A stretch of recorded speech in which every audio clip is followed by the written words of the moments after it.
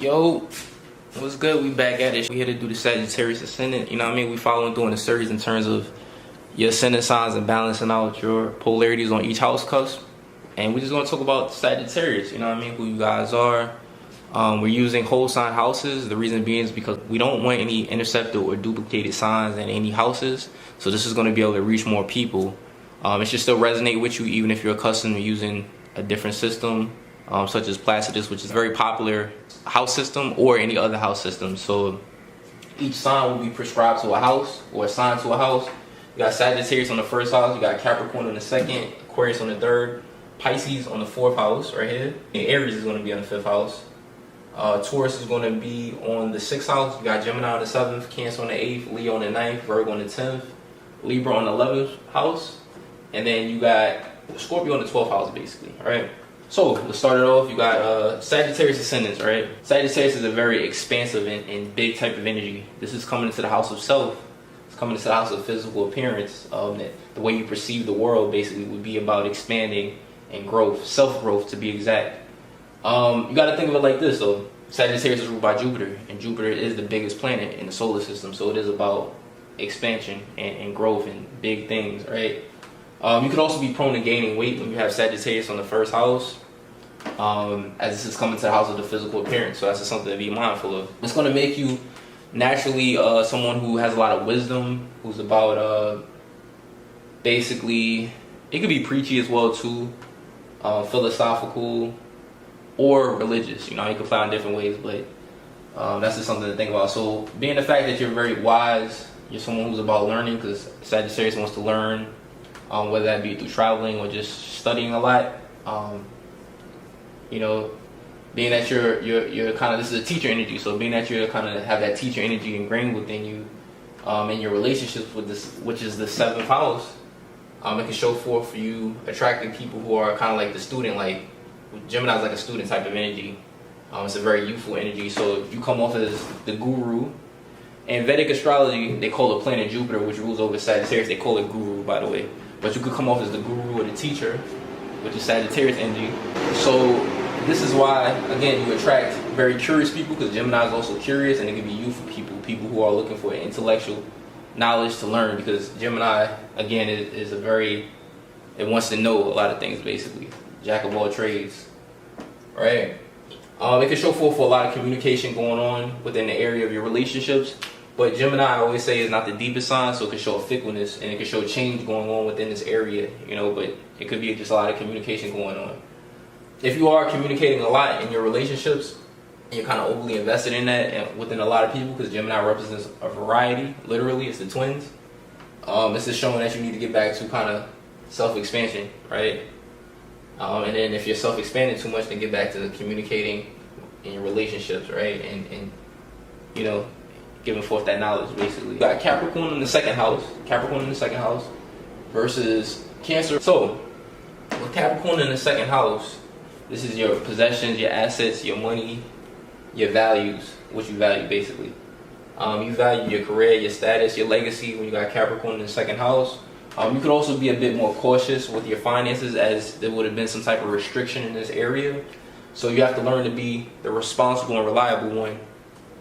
For your finances, for your assets, you know what I mean, for your resources.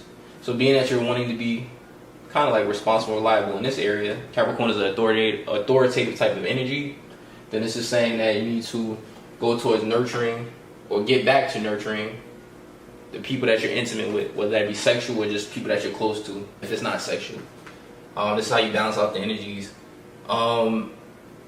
If you're being overly nurturing and kind of caught up more in the 8th house, which is sharing your resources, which is what the 8th house represents. It represents intimacy, sex. If you're too much of the mother or nurturing, which is Cancer, in this area of life, then you need to get back to being responsible and reliable for your finances, basically, and the things that you value, basically. That's how you balance that out. It's interesting though, because I told you in the 7th house you have Gemini here, so Gemini is kind of like not the deepest sign in terms of your relationships, but when people are intimate with you, you do like to nurture them, and you got water on the 8th house of sex and intimacy, so you like deeper connections in these areas, basically. Aquarius on the 3rd versus Leo on the 9th. This is telling us that you think in a very progressive way. Your thoughts are ahead of your time. Basically, you have a certain level of genius in terms of your thinking, basically. And this also represents your neighborhood. It represents siblings, aunts, uncles, cousins. So it's a bit of aloofness or detachment within this area, right? But you feel a bit unique. You may have felt like you didn't fit in for your thoughts, or just how you express yourself. Being that you could be ahead of your time in this area. So this is why with Leo in the 9th house, you want to be seen for the things that you believe in, because opposite of that, Aquarius, we talked about your thoughts, and even with siblings, you feel a bit unique and different, right?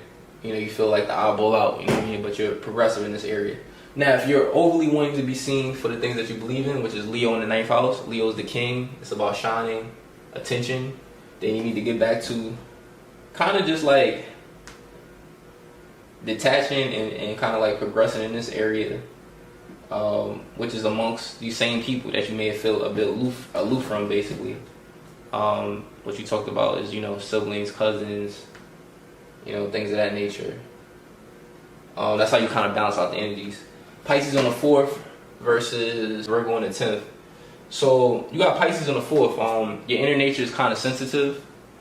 We're not talking about just the moon sign, because the 4th house represents your feelings as well too, just like the moon sign. You have to look separately for that, because you always want to compare the information energies. But you could be very sensitive, basically. When you have Pisces on the 4th house, there's also some things about your mother and family that you don't know, or that you could be a bit unclear on, even in your upbringing. But you, at the same time, Pisces is a very giving energy, so you want to give and sacrifice. And you're kind of like the savior to your family, basically. So, you got to be mindful of that if you're overly wanting to give and save your family, basically. Because Pisces is, it wants to merge with others, it's very compassionate, right? So if you're overly giving, giving and sacrificing it in this area of family and home, it's saying that you need to self-improve in your career, in the outer world, your public image, your status, things of that nature, basically, which is all what Virgo represents. It represents self-improvement and perfecting and working on. Now, if you're overly working on this area too much, which is, again, career, status, reputation, the outer world, then you need to get back to giving towards your private world, or your inner world, which is, and in private, your home life, family, which is all the 4th house. That's how you balance out the energies. We got Aries on the 5th house versus Libra on the 11th. With Aries on the 5th, you come off as kind of independent, basically, in terms of how you self-express. This is the house of self-expression. So you come off, you got like a warrior type of energy. You can be very direct, a bit fiery, impulsive. A good leader, definitely a good leader, because it's saying that you self-express like a Aries. I consider this 5th house the house of Leo or the sun. So it's kind of like your identity, just like the sun sign. So I like to compare this with your sun sign, kind of to see the two different energies. But yeah, you come off as an Aries type of individual. You may be a bit, what's the word I want to use? You may be a bit like confrontational, you know what I mean? So opposite that, in your 11th house of friends and acquaintances, groups of people, you need to be more balanced and more of a Libra, which is kind of like diplomatic, basically, more peaceful, because of the energy, how you can naturally come off like. Now, if you're being too overly balanced, too fair, you're not wanting to ruffle feathers, because Libra, wants to keep the peace. If you're being too peaceful and a diplomat, then you need to get back to kind of being, that strong one, that leader, that head. The one who can confront people if you need to. You know what I mean? So that's just how you balance out the energies. Taurus on the 6th house versus Scorpio on the 12th house. So let me go to your 12th house, then I'll relate it back to the 6th. So 12th house is what you do behind the scenes, kind of like in private, in isolation. Scorpio represents evolution. You're evolving behind the scenes. You could be into mysteries, occult matters. This could be things that you're naturally drawn to. You could dream about evolution, transforming yourself, because 12th house also represents dreams. Being that you're doing this in private, this is again why you come off as the teacher when people first meet you, because when you're in private, you're tapping into the mysteries or the secrets, basically. 12th house, this could be show forth for being into forensic investigations, watching these types of shows, or conspiracy theories, you know what I mean? And just, again, deep transformation is what Scorpio represents, death and rebirth. So this is how you're kind of evolving behind the scenes when people aren't around or in isolation. So in your work and in your daily routines amongst coworkers, you need to be kind of like stable with them and secure this area because you're evolving behind the scenes basically. Now if you're overly kind of more in this energy of the 6th house, Taurus represents comfortability, right?